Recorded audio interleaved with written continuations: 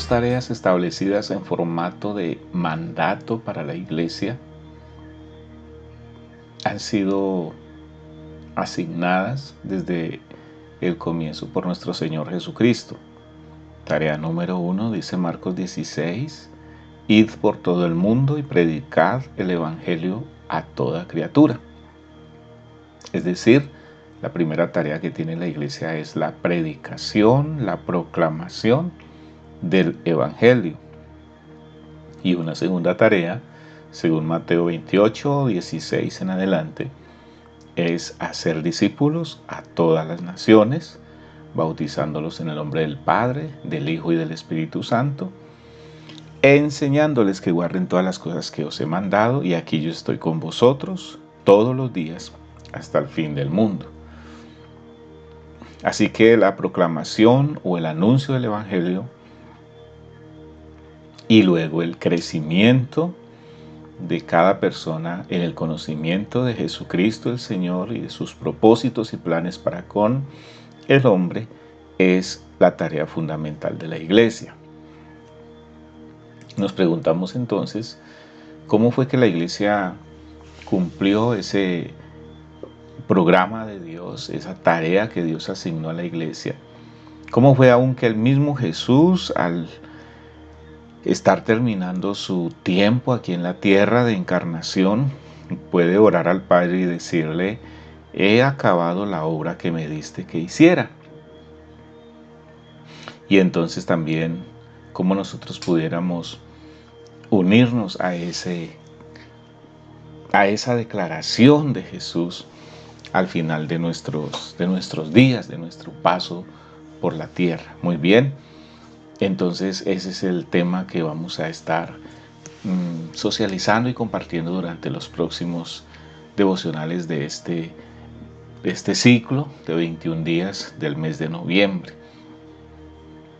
Entonces, también recordando algunos asuntos de hace varios devocionales, es claro que la iglesia primitiva no consideraba que los edificios eran iglesias, como nosotros hoy tenemos esa terrible tendencia a creer que la iglesia es el edificio, ese salón o ese lugar de reunión. Y también, según algunos estudiosos, este pensamiento apenas se vino a establecer por allá en el tercer siglo, o tal vez a mitad del segundo siglo, el tema de que los salones eran la iglesia. Entonces, la fe cristiana nunca nos está poniendo o mostrando una evidencia de que el edificio es el lugar donde está la presencia del Señor, es el lugar donde, como comúnmente lo conocemos, está la iglesia. Más bien el Señor Jesucristo dijo, y esto tiene una fuerza mucho más intensa. Jesucristo dijo en Mateo 18:20, donde 2 o 3 se reúnen en mi nombre, allí estoy yo en medio de ellos. Y de hecho, al observar todo el ministerio de Jesús, lo que nosotros encontramos es que aunque con Jesús caminaban multitudes, opositores, defensores, aliados a Jesús, que creían en Él, siempre vamos a observar a Jesús atendiendo de manera especial, exclusiva, atendiendo de manera propositiva, intencional a sus 12 discípulos. Entonces, el hecho de decir que no confundimos el lugar de reunión, esa planta física, con la iglesia, tampoco estamos diciendo que se puede vivir la vida cristiana en soledad o aislamiento. En realidad, ya lo mencionamos también en devocionales anteriores, nos necesitamos unos a otros para crecer, como leíamos en Colosenses 2, 6 y 7, en Cristo, una vez que le hemos conocido, arraigados, edificados y firmes o fortalecidos en Él. Así que es Jesús el primero que nos enseña a nosotros que vale la pena y que es necesario este tema de concentrarse en un grupo pequeño, en un grupo que es más fácil de administrar. Y entonces, cuando Jesús parte de esta tierra, el primer grupo que tenemos congregado en la ciudad de Jerusalén, según lo que la palabra nos dice en Hechos capítulo 1 y el versículo 4, que dice así: y estando juntos les mandó que no se fueran de Jerusalén, sino que esperasen la promesa del Padre, la cual les dijo: oísteis de mí. Y es en ese lugar donde los apóstoles se van a reunir, y otros que han seguido sinceramente a Jesús y van a esperar entonces la promesa del Padre que está vigente o que están expectantes de ella.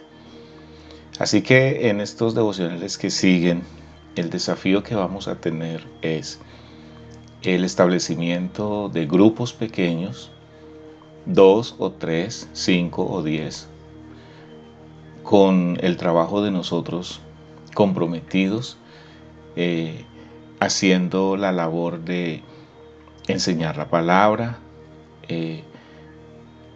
cultivar comunión unos con otros, compañerismo, cantar al Señor unidos, pero también haciendo que el estudio bíblico, que la meditación de la palabra de Dios sea más enriquecedora, porque hay una serie de ventajas. Es participativa, las personas que participan allí pueden preguntar, pueden opinar, pueden meditar, reflexionar, pueden aplicar de una manera más personal la palabra de Dios a sus vidas, y también se pueden aún buscar apoyo unos de otros de una manera más significativa.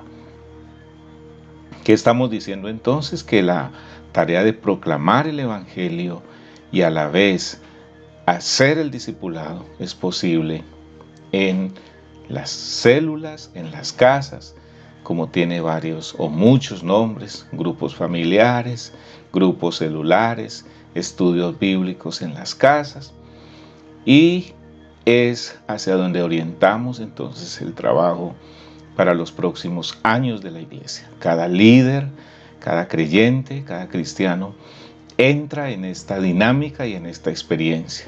Algunos como participantes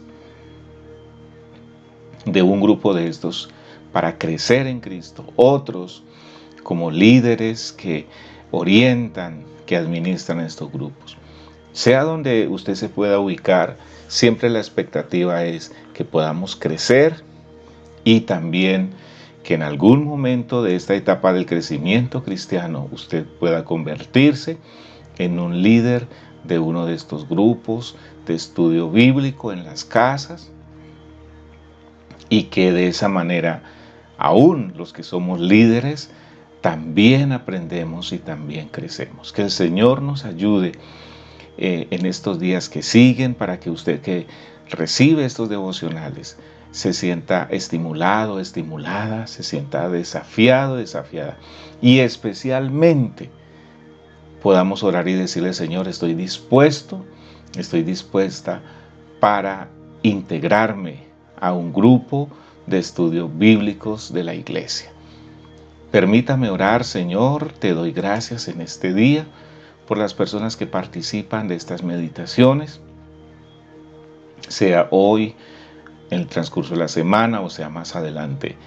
Señor, tú usarás estas pequeñas pastillitas desafiantes para convocar a un ejército de hombres y mujeres que extendemos el reino de Dios a través de los estudios bíblicos en las casas. En el nombre de Jesús encomendamos esta tarea, que seguiremos ahondando y encontrando los fundamentos bíblicos, la experiencia de la iglesia en el primer siglo y en los años subsiguientes.